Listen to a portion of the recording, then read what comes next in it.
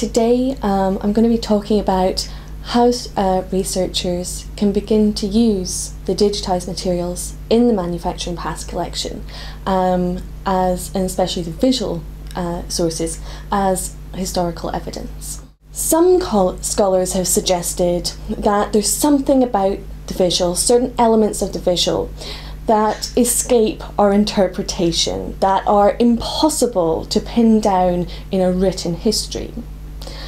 However, others have suggested that if something about the visual seems elusive, that should stimulate us to change our interpretive methods. As people begin to use visual evidence, methodologies will necessarily change. You'll always have to tailor your methodology to your individual project to a certain extent. How can I identify if an image is authentic? The approach that I found most useful is to think of images as visual objects. Therefore, they are what they are. They only have agency when they are used by people. So what we have to be suspicious of is our interpretations of the images, not the images themselves. Images are as constructed as any text, and we have to be very careful what we claim images are evidence of, no matter how transparent or real they may appear. A good place to start is always the central sites of analysis: production, content, and reception. I'd now like to move on to talk about some images taken at the Liberty Factory, a major company in the boot and shoe industry in Leicester. And this particular set of images were taken by Joan Skinner, as she and others attempted to save the factory from demolition. So we have here a nice little envelope with Liberty 2001 written on it, and inside we can see some images of the factory architectural features that she was trying to capture, and the kind of correspondence also available in the collection kind of confirms that this meeting did happen. I think you can see some of the group at the bottom here, which involved English heritage, chartered surveyors, representatives of the Leicester City Council.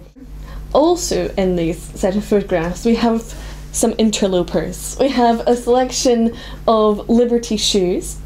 Now these were taken at the Wigston House Costume Museum, which actually closed in the late 1990s. So this suggests that this set of photographs might have been taken sometime before 2001. So that's just a little kind of warning, if you like, to never trust labels, even in an archive. What Skinner has tried to pick up are the kind of special architectural features of the building.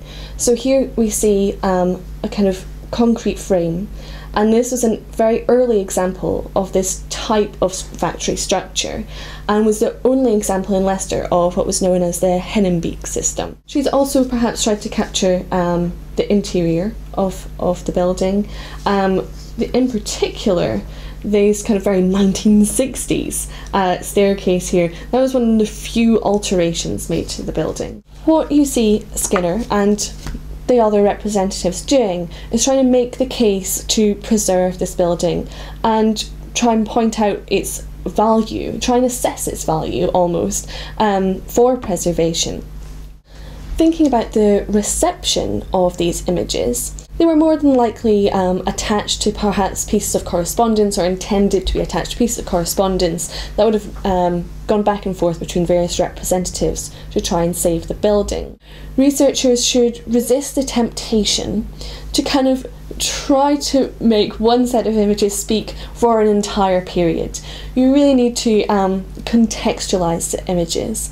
And other elements of the collection, such as the newspaper articles, are really valuable for doing that.